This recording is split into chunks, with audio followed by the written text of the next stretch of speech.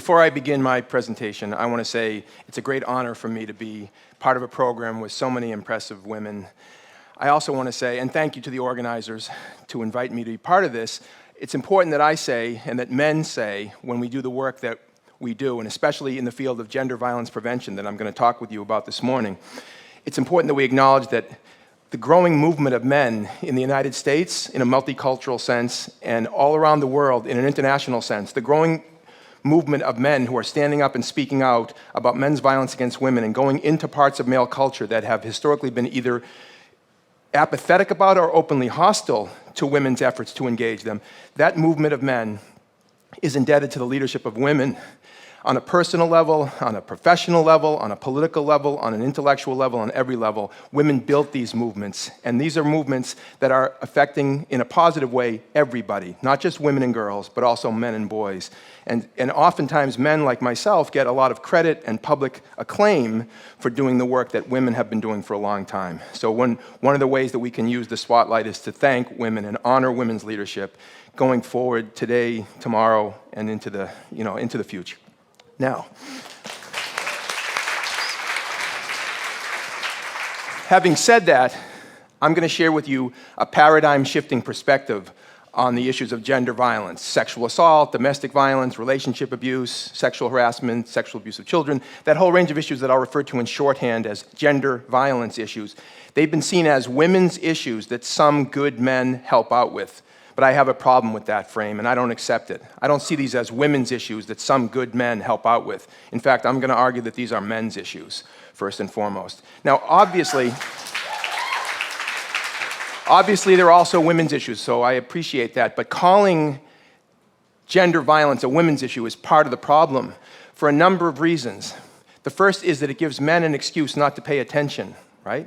A lot of men hear the term women's issues and we tend to tune it out and we think, hey, I'm a guy, that's for the girls or that's for the women. And a lot of men literally don't get beyond the first sentence as a result. It's almost like a chip in our brain is activated and the neural pathways take our attention in a different direction when we hear the term women's issues. This is also true, by the way, of the word gender, because a lot of people hear the word gender and they think it means women. So they think that gender issues is synonymous with women's issues. There's some confusion about the term gender. And actually, let me illustrate that confusion by way of analogy. So let's talk for a moment about race. In the US, when we hear the word race, a lot of people think that means African American, Latino, Asian American, Native American, South Asian, Pacific Islander, on and on. A lot of people, when they hear the word sexual orientation, think it means gay, lesbian, bisexual. And a lot of people, when they hear the word gender, think it means women. In each case, the dominant group doesn't get paid attention to. Right? As if white people don't have some sort of racial identity or belong to some racial category or construct. As if heterosexual people don't have a sexual orientation. As if men don't have a gender. This is one of the ways that dominant systems maintain and reproduce themselves, which is to say the dominant group is rarely challenged to even think about its dominance, because that's one of the key characteristics of power and privilege, the ability to go unexamined, lacking introspection, and in fact being rendered invisible in large measure in the discourse about issues that are primarily about us. And this is amazing how this works in domestic and sexual violence, how men have been largely erased from so much of the conversation about a subject that is centrally about men. And I'm going to illustrate what I'm talking about by using the old tech. I'm old school on some fundamental regards. I make films and I work with, high tech, but I'm still old school as an educator. And I want to share with you this exercise that illustrates on the sentence structure level how the way that we think, literally the way that we use language, conspires to keep our attention off of men. This is about domestic violence in particular, but you can plug in other analogs. This comes from the work of the feminist linguist Julia Penelope. It starts with a very basic English sentence. John beat Mary. That's a good English sentence. John is the subject, beat is the verb, Mary is the object. Good sentence. Now we're going to move to the second sentence, which says the same thing in the passive voice. Mary was beaten by John, and now a whole lot has happened in one sentence. We've gone from John beat Mary to Mary was beaten by John. We've shifted our focus in one sentence from John to Mary. And you can see John is very close to the end of the sentence, well, close to dropping off the map of our psychic plane. The third sentence, John is dropped, and we have Mary was beaten, and now it's all about Mary. We're not even thinking about John. It's totally focused on Mary. Over the past generation, the term we've used synonymous with beaten is battered. So we have Mary was battered.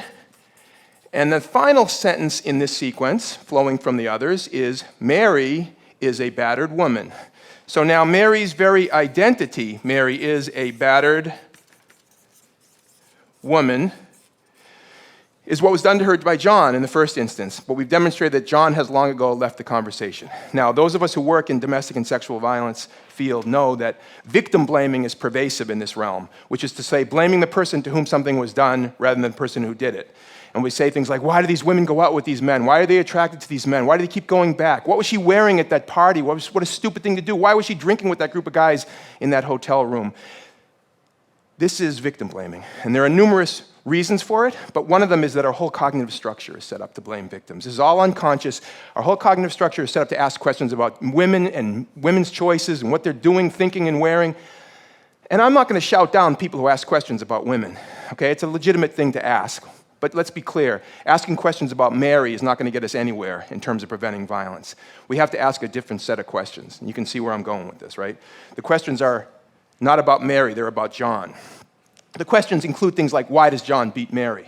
Why is domestic violence still a big problem in the United States and all over the world? What's going on? Why do so many men abuse physically, emotionally, and verbally, and other ways the women and girls and the men and boys that they claim to love? What's going on with men? Why do so many adult men sexually abuse little girls and little boys? Why is that a common problem in our society and all over the world today? Why? Why do we hear over and over again about new scandals erupting in major institutions like the Catholic Church or the Penn State football program or the Boy Scouts of America, on and on and on, and then local communities all over the country and all the world, right? We hear about it all the time. Sexual abuse of children. What's going on with men? Why do so many men rape women in our society and around the world? Why do so many men rape other men? What is going on with men? And then what is the role of the various institutions in our society that are helping to produce abusive men at pandemic rates? Because this isn't about individual perpetrators. That's a naive way to understanding what is a much deeper and more systematic social problem. You know, the perpetrators aren't these, monsters who crawl out of the swamp and come into town and do their nasty business and then retreat into the darkness. That's a very naive notion, right? Perpetrators are much more normal than that and everyday than that. So the question is, what are we doing here in our society and in the world? What are the roles of the various institutions in helping to produce abusive men? What's the role of religious belief systems, the sports culture, the pornography culture, the family structure, economics and how that intersects, and race and ethnicity and how that intersects? How does all this work? And then once we start making those kind of connections and asking those important and big questions, then we can talk about how can we be transformative? In other words, how can we do something differently? How can we change the practices? How can we change the socialization of boys and the definitions of manhood that lead to these current outcomes? These are the kind of questions that we need to be asking and the kind of work that we need to be doing, but if we're endlessly focused on what women are doing and thinking in relationships or elsewhere, we're not going to get to that piece. Now, I understand that a lot of women who have been trying to speak out about these issues today and yesterday and for years and years often get shouted down for their efforts. They get called nasty names like male basher and man hater and the disgusting and offensive feminazi, right? And you know what all this is about? It's called kill the messenger. It's because the women who are standing up and speaking out for themselves and for other women, as well as for men and boys, it's a statement to them to sit down and shut up. Keep the current system in place because we don't like it when people rock the boat. We don't like it when people challenge our power. You better sit down and shut up, basically. And thank goodness that women haven't done that. Thank goodness that we live in a world where there's so much women's leadership that can counteract that. But one of the powerful roles that men can play in this work is that we can say some things that sometimes women can't say, or better yet, we can be heard saying some things that women often can't be heard saying. Now, I appreciate that's a problem, it's sexism, but it's the truth. And so one of the things that I say to men, and my colleagues and I always say this, is we need more men who have the courage and the strength to start standing up and saying some of this stuff. and standing with women, not against them, pretending that somehow this is a battle between the sexes and other kinds of nonsense. We live in the world together. And by the way, one of the things that really bothers me about some of the rhetoric that against feminists and others who have built the battered women's and rape crisis movements around the world is that somehow, like I said, that they're anti-male. What about all the boys who are profoundly affected in a negative way by what some adult man is doing against their mother, themselves, their sisters? What about all those boys? What about all the young men and boys who have been traumatized by adult men's violence? You know what? The same system that produces men who abuse women produces men who abuse other men. And if we want to talk about male victims, let's talk about male victims. Most male victims of violence are the victims of other men's violence. So that's something that both women and men have in common. We are both victims of men's violence. So we have it in our direct self-interest, not to mention the fact that most men that I know have women and girls that we care deeply about in our families, in our friendship circles, and every other way. So there's so many reasons why we need men to speak out. It seems obvious saying it out loud, doesn't it? Now, the nature of the work that I do and my colleagues do in the sports culture, in the US military, in schools, we pioneered this approach called the bystander approach to gender violence prevention. And I just want to give you the highlights of the bystander approach because it's a big sort of thematic shift, although there's lots of particulars. But the heart of it is, instead of seeing men as perpetrators, women as victims, or women as perpetrators, men as victims, or any combination in there, I'm using the gender binary. I know there's more than men and women. There's more than male and female. And there are women who are perpetrators, and of course there are men who are victims. There's a whole spectrum. But instead of seeing it in the binary fashion, we focus on all of us as what we call bystanders. And a bystander is defined as anybody who is not a perpetrator or a victim in a given situation. So in other words, friends, teammates, colleagues, co-workers, family members, those of us who are not directly involved in a dyad of abuse, but we are embedded in social, family, work, school, and other peer culture relationships with people who might be in that situation. What do? How do we speak up? How do we challenge our friends? How do we support our friends? But how do we not remain silent in the face of abuse? Now, when it comes to men and male culture, the goal is to get men who are not abusive to challenge men who are. And when I say abusive, I don't mean just men who are beating women. We're not just saying that a man whose friend is abusing his girlfriend needs to stop the guy at the moment of attack. I mean, that's a naive way of creating a social change. It's along a continuum we're trying to get men to interrupt each other.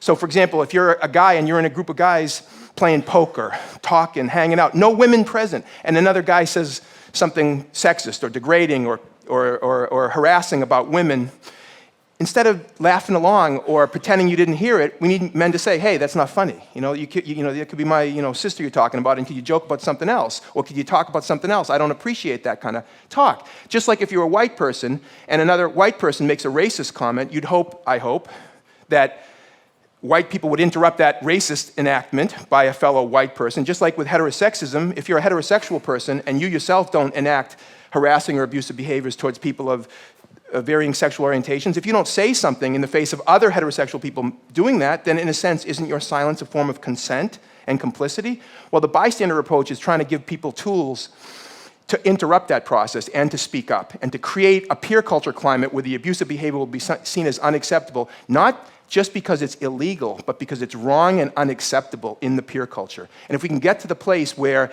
men who act out in sexist ways will lose status, young men and boys who act out in sexist and harassing ways towards girls and women, as well as towards other boys and men, will lose status as a result of it, guess what?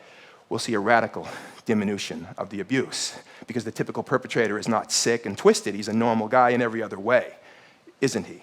Now, among the many great things that Martin Luther King said in his short life was, in the end, what'll hurt the most is not the words of our enemies, but the silence of our friends.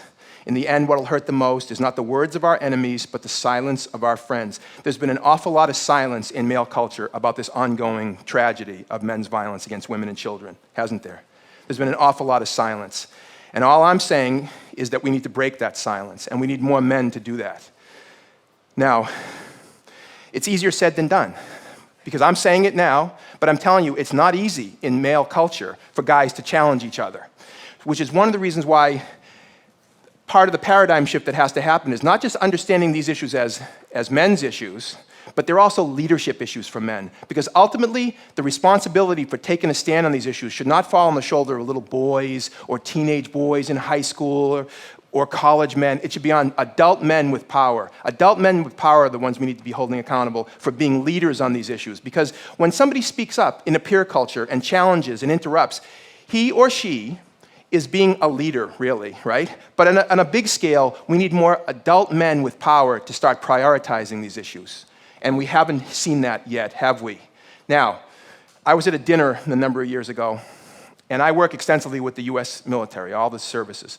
And I was at this dinner, and this woman said to me, I think she thought she was a little clever, she said, "So how long have you been doing sensitivity training with the Marines?" And I said, with all due respect, I don't do sensitivity training with the Marines. I run a leadership program in the Marine Corps. Now, I know it's a bit pompous, my response, but it's an important distinction because I don't believe that what we need is sensitivity training. We need leadership training. Because, for example, when a professional coach or manager of a baseball team or a football team, and I work extensively in that realm as well, makes a sexist comment, makes a homophobic statement, makes a racist comment, there'll be discussions on the sports blogs and in sports talk radio, and some people will say, well, he needs sensitivity training, and other people will say, well, get off it, that's political correctness, run amok, and he made a stupid statement, move on. My argument is he doesn't need sensitivity training, he needs leadership training, because he's being a bad leader. Because in a society with gender diversity and sexual diversity, and racial and ethnic diversity, you make those kind of comments, you're failing at your leadership. If we can make this point that I'm making to powerful men and women in our society at all levels of institutional authority and power, it's going to change. It's going to change the paradigm of people's thinking. For example, I work a lot in college and university athletics throughout North America, right? We know so much about how to prevent domestic and sexual violence, right? There's no excuse for a college or university to not have domestic and sexual violence prevention training mandated for all student athletes, coaches, and administrators as part of their educational process. We know enough to know that we can easily do that, but you know what's missing? The leadership. But it's not the leadership of student athletes. It's the leadership of the athletic director, the president of the university, the people in charge who make decisions about resources and who make decisions about priorities in the institutional settings, right? That's a failure, in most cases, of men's leadership. Look at Penn State. Penn State is the mother of all teachable moments for the bystander approach. You had so many situations in that realm where men in powerful positions failed to act to protect children, in this case, boys. It's unbelievable, really. But when you get into it, you realize there are pressures on men. There are constraints within peer cultures on men, which is why we need to encourage men to break through those pressures. And one of the ways to do that is to say there's an awful lot of men who care deeply about these issues. I know this. I work with men, and I've been working with tens of thousands, hundreds of thousands of men for many, many decades now. It's scary when you think about it, how many years. But there's so many men who care deeply about these issues, but caring deeply is not enough. We need more men with the guts, with the courage, with the strength, with the moral integrity to break our complicit silence and challenge each other and stand with women, not against them. By the way, we owe it to women, there's no question about it, but we also owe it to our sons. We also owe it to young men who are growing up all over the world in situations where they didn't make the choice to be a man in a culture that tells them that manhood is a certain way. They didn't make the choice. We that have a choice have an opportunity and a responsibility to them as well. I hope that going forward, men and women working together can begin the change and the transformation that will happen so that future generations won't have the level of tragedy that we deal with on a daily basis. I know we can do it. We can do better. Thank you very much.